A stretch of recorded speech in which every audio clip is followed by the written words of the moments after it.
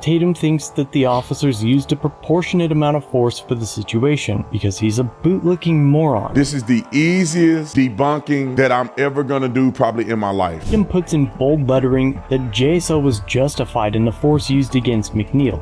He follows this statement by claiming that only the palm strike was being reviewed to determine whether it was in policy, and fails to mention the several other punches inflicted to McNeil despite agreeing to exit the vehicle. Next, Tatum thinks that the officers used a proportionate amount of force for the situation because he's a bootlicking moron. The court must judge the officers based on the Fourth Amendment's objective reasonableness test. This requires officers to base their use of force on the totality of the facts and circumstances. The amount of force used must take into consideration the severity of the crime, whether the suspect poses an immediate threat, and whether they were actively resisting. Neil was at best passively resisting an unlawful arrest and never attempted to flee. 3 deputies pulled him in opposite directions while they punched him and threw him to the ground. The thing that reasonable people in the courts look at is, what is the officer's observation of what's happening? If a person is just sitting there like this, that does not mean that they're not a threat.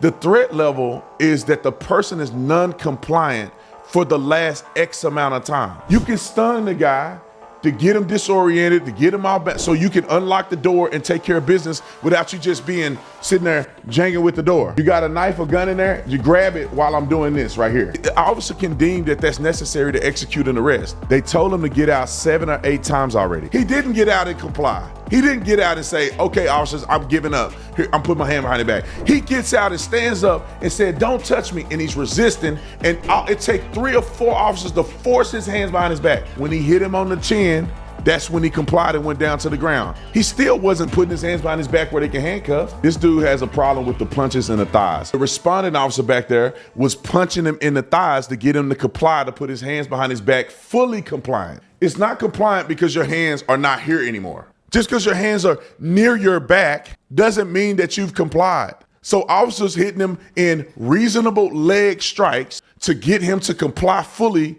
with their commands to put your hands behind your back so that they can handcuff him. If he was not resisting, it would have taken one officer to put his hands on his back. And it's not unreasonable for an officer to hit him in the legs to get him to comply.